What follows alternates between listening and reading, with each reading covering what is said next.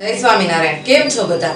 હું વંદના સ્વાગત કરું છું તમારું આપણી યુટ્યુબ ચેનલ શ્રી હેલ્ધી ફૂડમાં. બધાને હેપી હોલી, હેપી ધૂળેટી. તો હોલી સ્પેશિયલ એવો આજે આપણે રજવાડી પાન મિલ્કશેક બનાવવાનો છે અને પાનનું શરબત બનાવવાનું છે. તો તે બનાવવાનું શરૂ કરીએ એ પહેલા જો તમે હજી સુધી આ ચેનલ ઉપર નવા હોય અને તમારી દરેક રેસીપી ગમતી હોય તો આપણી યુટ્યુબ ચેનલ શ્રી હેલ્ધી ફૂડને લાઈક, શેર અને સબસ્ક્રાઇબ કરવાનું ભૂલતા નહીં. અને સાથે સાથે સાઈડમાં આપેલું બેલ આઇકન પણ જરૂરથી દબાવજો, જેથી તમને મારા દરેક વિડીયોની નોટિફિકેશન સૌથી પહેલા મળે.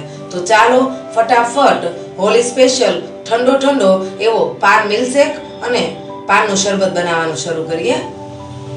નાગરવેલના પાનનું શરબત અને મિલ્કશેક બનાવવા માટે આપણે 10 થી 15 નાગરવેલના પાન લેવાના છે. અને અહીંયા જે મોટા ગાંગડા સાકર આવે છે કળપણ માટે તેનો ઉપયોગ કરશું. 5 દાણા એલચીના લીધા છે, 2 ચમચી વરિયાળી, 1 ચમચી આખા ધાણા અને 2 ચમચી ગુલકંદ. તો ચાલો ફટાફટ બનાવી લઈએ. અહીંયા આપણે 2 ચમચી વરિયાળીને પલાળી દેવાની છે અને તેની અંદર જે આપણે 5 નંગ એલચીના દાણા લીધા છે તેને ફોલી અને પલાળી દઈશું.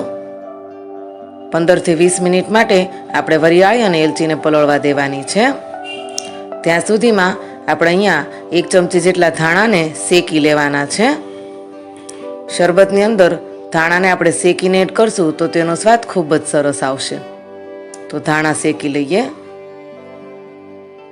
પાનની અંદર જે વસ્તુ આવે છે તેમાંથી ઘણી ખરી વસ્તુનો આપણે આમાં ઉપયોગ કરવાનો છે. અહીંયા આપણે 500 ગ્રામ જેટલી સાકરને ખાંડીને લીધેલી છે. તેની અંદર 2 મોટા ગ્લાસ પાણી એડ કરશું અને હવે ગેસની ફ્લેમ ઓન કરી અને આપણે ચાસણી લેવાની છે, પતલી એવી, જેવી આપણે ગુલાબજાંબુમાં ચાસણી લઈએ છીએ તેવી પતલી ચાસણી લેવાની છે. તો ચાસણી તૈયાર થાય ત્યાં સુધીમાં નાગરવેલના પાનનું કટિંગ કરી લઈએ. આવી રીતે ઉપરનું જે ટોપકું આવે છે તે કાઢી લેવાનું છે. કટિંગ કરી લઈએ નાગરવેલના પાનનું. આ શરબત સ્વાદમાં ખૂબ જ સરસ બને છે અને હેલ્થ માટે પણ ખૂબ જ સારું છે. તો જે પાનના રસિયા હોય છે તે આ શરબત જરૂરથી એકવાર ટ્રાય કરજો. અને મિલ્કશેક તો બદામ શેક અને ફાલુદાને પણ એક બાજુ રાખી દે છે, તો જરૂરથી ટ્રાય કરજો. આવી રીતે બધા પાનનું કટિંગ કરી લઈએ. બધા પાનનું કટિંગ થઈ ગયું છે. ચાલો ફટાફટ બધી વસ્તુને પીસી લઈએ. એક મિક્સર જારની અંદર 1 ચમચી જેટલા જે આપણે સૂકા ધાણા શેક્યા હતા તે એડ કરશું. ત્યાર પછી વરિયાળી અને એલચીને પલાળેલા હતા તે એડ કરશું. 2 ચમચી ગુલકંદ એડ કરશું અને છેલ્લે અહીંયા આપણે નાગરવેલના પાનનું કટિંગ કર્યું છે તે એડ કરવાના છે. બધી વસ્તુ એડ થઈ ગઈ છે. મિક્સર જાર બંધ કરી અને પીસી લેવાની છે બધી વસ્તુને. તમે જોઈ શકો છો એકદમ ગ્રીન એવું આપણું મિશ્રણ તૈયાર થયું છે. આ પીસતી વખતે થોડા બરફના ટુકડા અથવા તો ઠંડા પાણીથી પીસવું, જેથી કરીને મિશ્રણનો કલર એકદમ ગ્રીન રહે. અને આ બાજુ આપણી પતલી એવી ચાસણી પણ સરસ તૈયાર થઈ ગઈ છે. તેની અંદર જ આપણે આ પાનનું બનાવેલું મિશ્રણ એડ કરવાનું છે. ધીમે ધીમે કરી બધું જ મિશ્રણ એડ કરશું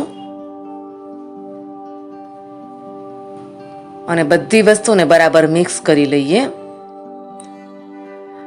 આ બધી વસ્તુને 10 મિનિટ માટે સાથે જ ઉકળવા દેવાનું છે. આવી રીતે ઉકળવા દઈએ બધી વસ્તુને. તમે જોઈ શકો છો સરસ એવા ઉપર ઉભરા આવી રહ્યા છે. આવી રીતે 10 મિનિટ માટે બધી વસ્તુ ઉકળશે તો જ લાંબા સમય સુધી આને આપણે સ્ટોર કરી શકશું. હવે 5 થી 10 મિનિટ જેવું થઈ ગયું છે અને બધી વસ્તુ સરસ ઉકળી ગઈ છે. ગેસની ફ્લેમ બંધ કરી દઈએ અને આ મિશ્રણને આપણે ઠંડુ થવા માટે મૂકી દીધું હતું. મિશ્રણ ઠંડુ થઈ જાય ત્યાર પછી એક ભીનું કપડું લેવાનું છે. એક તપેલી અંદર આવી રીતે કપડાને ભીનું કરીને જ મૂકવાનું છે. ત્યાર પછી આપણે તૈયાર કરેલું મિશ્રણ ગાળી લઈશું. આ ગાળવાથી એકદમ જેવું બહાર મળે છે તેવું જ આપણું શરબત બનીને તૈયાર થઈ જશે. અને જ્યારે આ ઉકળતું હતું ત્યારે તો એટલી સરસ સુગંધ રસોડામાં આવી રહી હતી કે વાત પૂછોમાં. તો વિચાર કરો પીવામાં અને સ્વાદમાં કેટલું સરસ હશે. આવી રીતે બધા શરબતને આપણે કપડાના મદદથી ગાળી લઈશું. તમે જોઈ શકો છો શરબત ગળાઈ ગયું છે ને પાછળથી આવું કૂચા જેવું વધ્યું છે. 2 થી 3 ચમચી જેટલો જ આવો કૂચો નીકળે છે તે ફેંકી દેવો અને આપણું શરબત એકદમ સરસ બનીને તૈયાર થઈ ગયું છે. આ બધી વસ્તુ આપણે લીટરના માપથી બનાવી છે, તો 1 લીટર આપણું શરબત બનીને તૈયાર થયું છે. શરબતને એક બોટલમાં ભરી લીધું છે સ્ટોર કરી. ત્યાર પછી ફટાફટ આપણે પાનનું શરબત પહેલાં બનાવી લઈએ. બંને ગ્લાસમાં 2 થી 3 ચમચી જેટલું તૈયાર કરેલું પાનનું લિક્વિડ એડ કરવાનું છે. ચપટી ચપટી સંચર પાવડર એડ કરશું અને એકદમ ચિલ્ડ ઠંડુ એવું શરબત બનાવવા માટે 2 થી 3 ટુકડા જેટલા બરફના એડ કરવાના છે.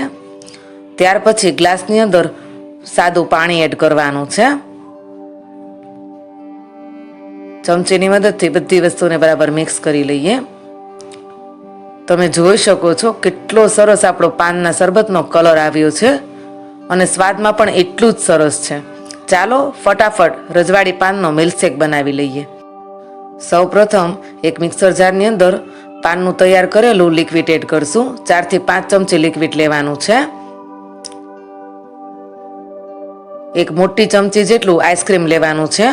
અહીંયા મેં જે 20 રૂપિયાવાળી વેનીલા આઈસ્ક્રીમની ડબ્બી આવે છે તેમાંનું અડધું આઈસ્ક્રીમ એડ કર્યું છે.